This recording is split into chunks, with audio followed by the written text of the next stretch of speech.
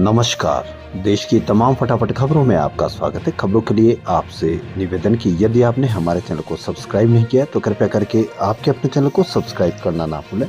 आप सब्सक्राइब करते हैं तो हमें हिम्मत होती है सही और सच्ची खबरें आप तक पहुंचाने की, वरना मीडिया किस तरह से आपको खबरें पहुंचा रहा है वो आप जानते हैं, भली भांति जानते हैं। क्या उसमें आपके बच्चों से बेरोजगार के संबंध में, महंगाई के संबंध में, महंगी होती शिक्षा के संबंध में, या महंगाई होते हुए उस पर कोई चर्चा होती है? अगर होती है तो वो अच्छा है, नहीं होती तो यानी कोई दूसरा एजेंडा उस पर चलाया जा रहा है। अभी भी वक्त है, आप उन चैनलों को बढ़ावा दें जिनमें इन चीजों के बारे में आप पर चर्चा होती हो। तो क्या है आज की बड़ी खबर? कांग्रेस नेता राहुल गांधी गुरुवार को हाथरस रेप पीड़िता के परिवार से मिले। उन्होंने 45 मिनट तक परिवार से बातचीत की। राहुल ने अचानक दौरे का प्लान बनाया। सुबह 7 बजे दिल्ली से हाथरस के लिए निकल गए। इसी साल 2 जुलाई को लड़की के पिता ने राहुल को चिट्ठी लिखी थी। इसमें कहा था कि 4 साल से कैद में हूँ, ना कोई रोजगार है, न ही रोजगार के लिए कोई बाहर जा पा रहा। सरकार ने वादे भी पूरे नहीं किए। हाथरस में 4 साल पहले 14 सितंबर 2020 को दलित युवती के साथ दरिंदगी हुई थी। 29 सितंबर 2020 को युवती ने दिल्ली के सफदरगंज अस्पताल में दम तोड़ दिया था। पुलिस ने घर वालों की सहमति के बिना युवती का रात में ही किस तरह से संस्कार कर दिया था, यह आप भली भांति जानते हैं। मामला देश भर में सुर्खियों में रहा। यूपी पुलिस की जांच पर सवाल खड़े हुए तो इसकी जांच सीबीआई को सौंप दी गई थी। सरकार ने जुलाई में लड़की के पिता ने राहुल गांधी को लेटर लिखा था। इसमें कहा था कि सरकार ने जो वादे किए थे उसे पूरे नहीं किए। परिवार सीआरपीएफ की कड़ी सुरक्षा में कैद है, ना कोई रोजगार है, न ही रोजगार के लिए कोई बाहर जा पा रहा है। घर में 3 बेटियां हैं, उनकी पढ़ाई लिखाई तक नहीं हो पा रही। परिवार की मानसिक स्थिति बहुत ही खराब चल रही है। सुप्रीम कोर्ट में बड़ी सुनवाई हुई और उसमें बहुत बड़ा संदेश देश के लिए। देश में अब मंदिर मस्जिद विवादों पर सुप्रीम कोर्ट में आज सुनवाई हुई। कोर्ट ने कहा कि अदालतें ऐसे मामलों में कोई ऑर्डर ना दे, न ही सर्वे के आदेश जारी करे। सुप्रीम कोर्ट की 3 मेंबर वाली bench places of worship act यानी विशेष प्रावधानों 1991 की कुछ धाराओं की वैधता पर दाखिल याचिकाओं की सुनवाई कर रही थी। एक्ट के खिलाफ CPIM, Indian Muslim League, NCP, Sharad Pawar, राजद, एमपी मनोज कुमार झा समेत 6 पार्टियों ने याचिका लगाई थी। बेंच ने कहा कि हम इस कानून के दायरे, उसकी शक्तियों और ढांचे जांच रहे हैं। ऐसे में यही उचित होगा कि बाकी सभी अदालतें अपने हाथ रोक ले। सुनवाई के दौरान सीजेआई संजीव खन्ना ने कहा कि हमारे सामने 2 मामले, मथुरा की शादी ईदगाह और वाराणसी की ज्ञानवापी मस्जिद। तभी अदालत को बताया गया कि देश में ऐसे 18 से ज्यादा मामले लंबित है। इनमें से 10 मस्जिदों से जुड़े हैं। इसके बाद सुप्रीम कोर्ट ने केंद्र सरकार से याचिकाओं पर 4 हफ्ते में अपना पक्ष रखने को कहा। सीजेआई संजीव खन्ना ने कहा कि जब तक केंद्र जवाब दाखिल नहीं करता है हम सुनवाई नहीं कर सकते। हमारे अगले आदेश तक ऐसा कोई नया केस दाखिल न किया जाए। केंद्रीय सड़क परिवहन मंत्री नितिन गडकरी ने गुरुवार को कहा कि जब भी मैं किसी अंतर्राष्ट्रीय कॉन्फ्रेंस में शामिल होने जाता हूं और वहां सड़क हादसों को लेकर बात होती है तो मैं अपना मुंह छुपाने की कोशिश करता हूं। लोकसभा में सड़क हादसों पर चर्चा के दौरान गडकरी ने कहा कि दुनिया में सड़क हादसों को लेकर सबसे खराब रिकॉर्ड हमारा है। स्वीडन रोड एक्सीडेंट को 0 पर ले आया और भी बहुत से देशों ने इसे कम किया है। मैं बहुत ट्रांसपेरेंट हूँ, इसलिए बता रहा हूँ कि जब मैंने सड़क परिवहन मंत्रालय का जिम्मा संभाला था तब मैंने 2024 तक सड़क हादसों और इससे होने वाले मौतों को 50% कम करने का लक्ष्य रखा गया था। एक्सीडेंट कम करना तो भूल जाइए, मुझे तो यह स्वीकार करने में भी कोई शर्म नहीं है कि ये बढ़ गए हैं। इसलिए किसी भी इंटरनेशनल कॉन्फ्रेंस में सड़क हादसों पर चर्चा होने पर मैं मुंह छुपाने की कोशिश करता हूँ। दिल्ली सरकार महिलाओं को हर महीने 1000 रुपए देगी। इसे महिला सम्मान योजना नाम दिया गया। 18 साल की उम्र पूरी करने वाली हर महिला इस स्कीम के दायरे में आएगी।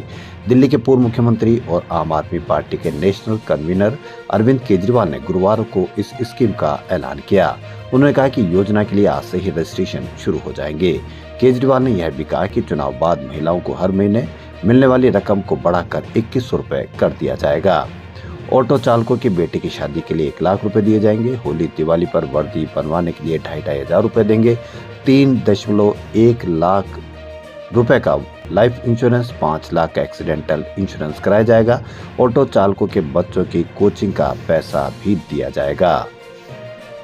हरियाणा पंजाब के खनौरी बॉर्डर पर मरण व्रत पर बैठे किसान नेता जगजीत सिंह ढल्लेवाल ने पीएम नरेंद्र मोदी को लेटर भेजा है। उन्होंने खून से लेटर पर साइन किया है। किसान नेता जगजीत सिंह ढल्लेवाल ने लेटर में लिखा, या तो 2011 में किया वादा पूरा करे या फिर मेरी कुर्बानी लेने के लिए तैयार रहे। अगर मेरी मौत हुई तो इसकी जिम्मेदारी आपकी होगी। बता दें कि किसान नेता जगजीत सिंह ढल्लेवाल 17 दिनों से मरण व्रत पर है। ऐसे में उनकी तबीयत बिगड़ती जा रही है। हेल्थ पर नजर रख रहे निजी डॉक्टरों ने मेडिकल बुलेटिन जारी कर बताया कि उनका वजन 12 किलो से ज्यादा कम हो गया है। उनकी किडनी कभी भी फेल हो सकती है और उन्हें हार्ट अटैक भी आ सकता है। इतना ही नहीं, डॉक्टरों के अनुसार इतने दिनों तक भूखे रहने की वजह से उनके लीवर में भी दिक्कत आ सकती है। किसान नेता ढल्लेवाल लेटर में क्या लिखा? किसान नेता जगजीत सिंह ढल्लेवाल ने लेटर में लिखा कि मैं देश का साधारण किसान जगजीत सिंह ढल्लेवाल भारी मन से पत्र लिख रहा हूं। ये आंदोलन 13 फरवरी से चल रहा है। दिल्ली सरकार ने शराब परोसने वाले होटलों, क्लबों, रेस्तराओं को निर्देश जारी किए कि वे शराब पीने की कानूनी उम्र 25 साल का अनुपालन सुनिश्चित करें। संचालकों को अब सरकार द्वारा जारी पहचान दस्तावेजों की हार्ड कॉपी का उपयोग करके ग्राहकों की उम्र सत्यापित करनी होगी। यह निर्देश आबकारी विभाग द्वारा नियमित निरीक्षण के दौरान पाए गए उल्लंघनों के जवाब में आया है, जिसमें विभिन्न प्रतिष्ठानों में कम उम्र के लोगों के शराब पीने के मामले पाए गए। अधिकारियों ने खुलासा किया कि 25 वर्ष से कम उम्र के कुछ ग्राहक उम्र की आवश्यकता को पूरा करने का दिखावा करते हुए शराब पीते पाए गए। नाबालिग को शराब परोसने के आबकारी लाइसेंस धारियों के खिलाफ भी शिकायतें प्राप्त हुई है, जिसके बाद विभाग ने इन उल्लंघनों की समीक्षा की। दुबई में पंडित प्रदीप मिश्रा की कथा में महादेव ऑनलाइन सट्टा ऐप के मुख्य प्रमोटर सौरभ चंद्राकर और रवि उप्पल नजर आए। कथा के दौरान पंडित मिश्रा ने सौरभ चंद्राकर को भाई कहा और आयोजन के लिए उनके परिवार का धन्यवाद भी किया। इस दौरान सौरभ चंद्राकर और रवि उप्पल ने कथावाचक मिश्रा पर फूल बरसाए। इसका वीडियो सोशल मीडिया पर वायरल हो रहा है। इस पर पूर्व सीएम भूपेश बघेल ने एक्स कर केंद्र और राज्य सरकार पर महादेव ऐप को लेकर अफवाह फैलाने का आरोप लगाया। उनके अनुसार जनता को बताना चाहिए कि सौरभ चंद्राकर गिरफ्तार नहीं हुआ है। झूठ बोलने के लिए उन्हें माफी मांगनी चाहिए। दुबई के Le Meridien hotel and conference centre road Garhoud में 9 दिसंबर से 11 दिसंबर तक आयोजित इस कथा को महादेव सट्टा ऐप के मुख्य प्रमोटर सौरभ चंद्राकर और उसके परिवार ने आयोजित किया था। इस पर छत्तीसगढ़ कांग्रेस के प्रदेश अध्यक्ष दीपक बैज ने केंद्र और राज्य सरकार को घेरा है। उन्होंने कहा कि अब डबल इंजन की सरकार है। डबल इंजन की सरकार क्या कर रही है? सिर्फ मीडिया में बयान देने से डबल इंजन की सरकार नहीं हो जाती। उनके पास सारी ताकत है, फिर भी वह कुछ नहीं कर रहे। कांग्रेस नेता पवन खेड़ा ने प्रधानमंत्री नरेंद्र मोदी और कपूर फैमिली की मुलाकात पर तंज कसा है। खेड़ा ने मीटिंग पर कहा कि हमने कहा मणिपुर, उन्होंने सोचा करीना कपूर। दरअसल 14 दिसंबर को राज कपूर की 100वीं बर्थ एनिवर्सरी है।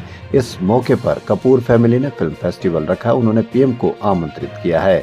इसी सिलसिले में 11 दिसंबर को रणबीर कपूर, आलिया भट्ट, करीना कपूर, सैफ अली खान, नीतू कपूर, करिश्मा और रिद्धिमा के साथ साथ कपूर परिवार के अन्य सदस्यों ने प्रधानमंत्री नरेंद्र मोदी से मुलाकात की थी।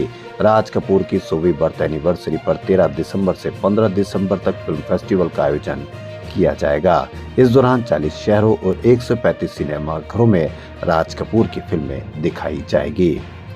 खबरों फिलहाल इतना ही। यदि आपको हमारा चैनल पसंद आए तो लाइक, सब्सक्राइब और शेयर अवश्य करें। धन्यवाद।